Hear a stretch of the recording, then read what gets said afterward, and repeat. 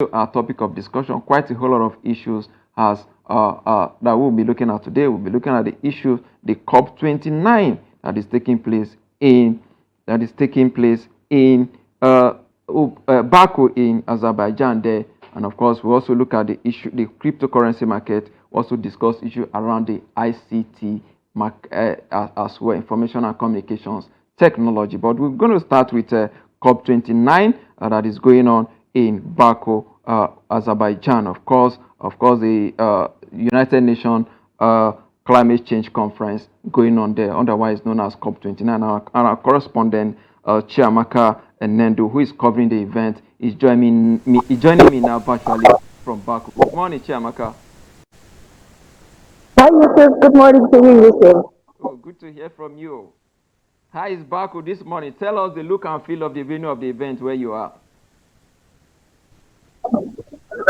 Yusuf, first I'll start by saying that it's no longer morning here. It is about 2 p.m. or getting to 2 p.m. here in Baku, the capital of Azerbaijan, and it is the second day of COP.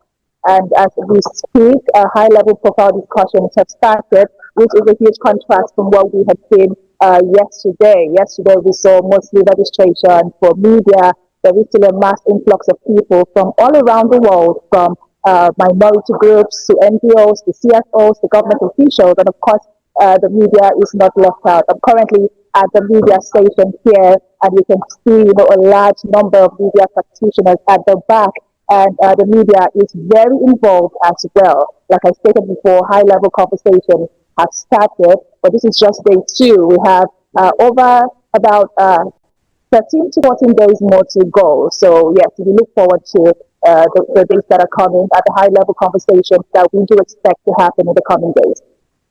Interesting there. Well, let's look at yesterday was the opening ceremony of that event, talking about 11 November.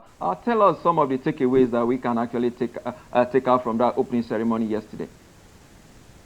Okay, so yesterday was the opening ceremony, like you rightly stated, and even though it has been clear over and over again that this COP is for climate financing, that climate financing, like I stated before, is the focus of this COP this year. Even though there was a controversy yesterday regarding, major developed nations who are rather interested in other conversations, but developing nations are emphasizing on the importance for climate financing.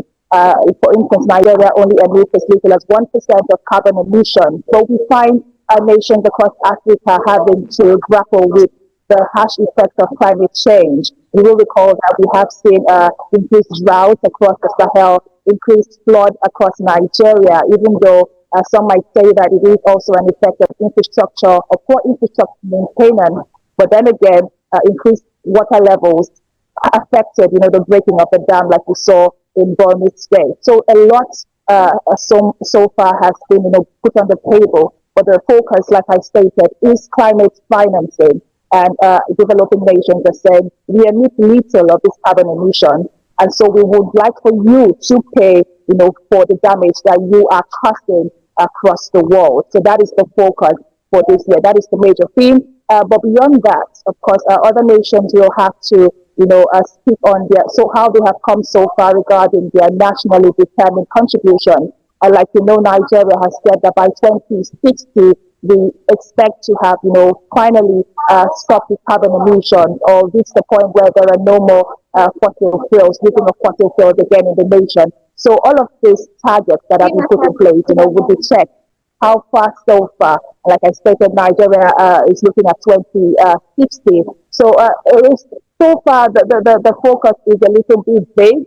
We have seen the delegation from Nigeria come, but there hasn't been proper interaction with the delegation. This evening, later on in the day, we will be, having a press briefing with the DG of the National Climate Change Council, and hopefully we'll get a better perspective on what Nigeria really is targeting from this COP, that is COP29, holding right here in Baku, the capital city of Azerbaijan. Interesting. Of course, you made mention about Nigerian delegation there expected in Baku today. Of course, many of them, like you said, are already around, but you've not been able to have a conversation with them. We certainly talk to you more so that we get to know some of the conversation that you'll be having with them. And of course, the expectation of Nigeria. But given what you have said, you talk about the issue of climate change, which is the focus of this conference, this annual conference. Talk to us about what do you think Nigeria delegation should focus on, given the fact that Nigeria has gone through quite a whole lot in terms of effects of climate change, like we experienced recently. You made mention of Borno State.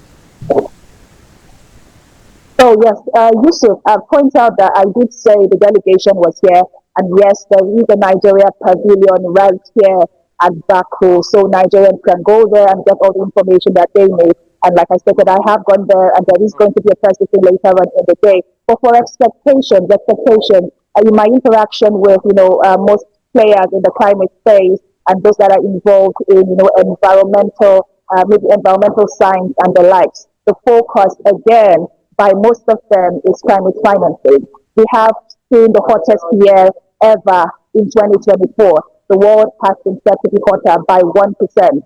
And the effects of climate change are more evident than ever right in our faces. Like I stated before, drought across the Sahel, increased water levels across the nation, flooding, which has affected our food production. The effects are right in our faces, like I said.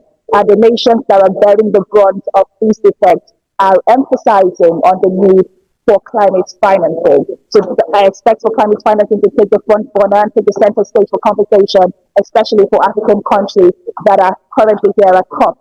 And beyond that, we also will get to measure how far Nigeria has come regarding its nationally determined contributions towards the reduction of climate emissions. And Nigeria, like I stated before, has a long way to go, 2060. Of course, we have seen, Nigeria trying to transit the introduction of CNG and, of course, the introduction of many other things that are expected to reduce our carbon emissions. So definitely there has been progress from Nigeria, but the focus, like I stated, is climate financing. Indeed, Chiamaka Enendu, Trust TV correspondent. Thank you so much for that update there from COP29 in Baku, Azerbaijan. Thank you, sir.